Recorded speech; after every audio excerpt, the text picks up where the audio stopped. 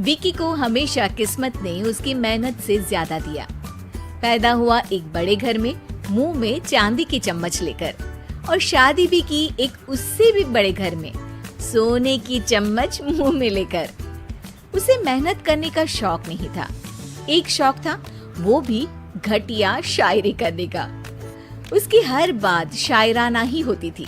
जैसे कि एक दिन, दूर से देखा तो चांद पे दाग था, दूर से देखा तो चांद पे दाग था, पास से देखा साबुन का छाग था। ठोको ताली। अरे ऐसी शायरी करोगे तो ताली तो पता नहीं, कोई तुमको ही ठोक देगा। शायरी वो बिल्ली है जो किसी का भी रास्ता रोक दे, और क्या मैं किल हूँ जो कोई मुझे ठोक दे।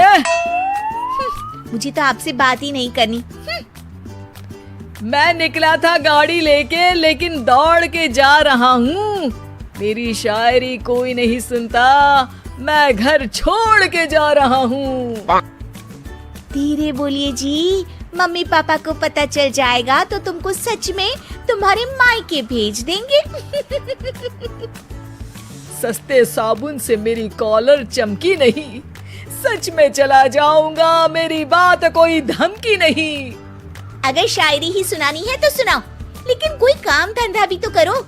मेरे पिताजी के पास बहुत पैसा है, तो घर जमाई बन के खा रहे हो, और कल जा रहे हो ना अपने मायके, तो आज ही चले जाओ मेरी बला से। हमें तो अपनों ने लूटा, गैरों में कहाँ दम था हमें। अरे चुप हो जाओ, तुमको मिर्जा गालिब की कसम।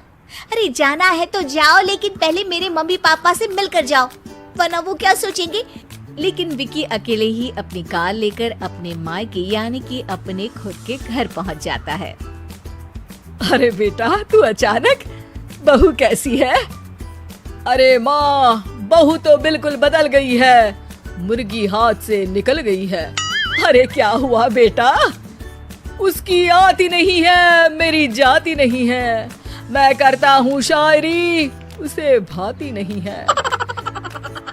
मेरे पास उसका फोन आया था बेटा, सही कह रही है वो, तुमको काम करना चाहिए तभी तो इज्जत मिलेगी। घर जमाई बनके सास ससुर के पैसों पर कब तक ऐश उड़ाते रहोगे?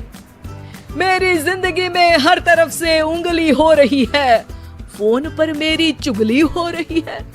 अरे चुगली नहीं कर रही थी बहू, वो तेरा भला चाहती है बेटा। सूखे हुए कपड़े को भी गीला कह रहे हैं लोग, चुगली करने को मेरा भला कह रहे हैं लोग। ठोको ताली। ये सुन के माँ अपने हाथ से अपना सर पीट लेती है। अरे माँ, ताली की जगह माथा क्यों ठोक रही हो? बेटा तू ना आराम कर, तेरे पिताजी भी आने वाले हैं, खाना लगा देती हूँ। विकी अपने घर भी दिन भर टीवी देखता है, तरह तरह का खाना खाता है, दोपहर तक सोता है, चाय पीता है, वीडियो गेम खेलता है, बस काम करने नहीं जाता। घर में नौकर चाकर है तो बिस्तर से हिलने तक की जरूरत नहीं पड़ती। कई बार तो विकी अपने नौकरों को बिठाकर शायरी सुनाता रहता। कब जाओगे बेटा? अरे कैसी बात कर रहे हैं डैडी, क्या आप मेरे फादर नहीं? आप मुझे भगाना चाहते हैं क्या? ये मेरा घर नहीं। अरे नहीं बेटा, तुम्हारा ही घर है, हम तो चाहते थे कि तुम यहीं रहो और मेरा काम आगे बढ़ाओ, लेकिन तुम ही चले गए घर जमाई बनने। अरे मेहनत तो गधे भी करते हैं, मैं अच्छी किस्मत लेके पैदा हुआ हूँ, मैं घर जमाई हूँ, ससुराल का फूल गेंदा हुआ हूँ। ठोको ताली। पिताजी और माँ सच में ताली बजा देते हैं। ऐसा पहली बार होता है जब विकी की शायरी पर किसी ने ताली बजाई हो। अरे आप लोग सच में ताली बजा रहे हैं? हाँ बेटा, तुम्हारे ससुर का फोन आया था, बोला जब तक घर जमाई जी कोई काम ना करने लगे हमारे यहाँ मत भेजना। अब तू तो काम करने से रहा और तुझे रहना भी है हमारे घर में ही, करेगा भी शायरी ही, और बार बार ठोको ताली बोलेगा तो आदत डाल ही लेते हैं ताली ठोकने की। विकी उसी वक्त खड़ा होता है और बहुत गुस्से में सीधे ससुराल के लिए निकल जाता है। फिर से आ गए? लेकिन सुमन को देखते ही विकी पिघल जाता है। अब सुमन, आई एम सॉरी, आज से ना मैं सिर्फ शायरी ही नहीं बल्कि काम भी करूंगा।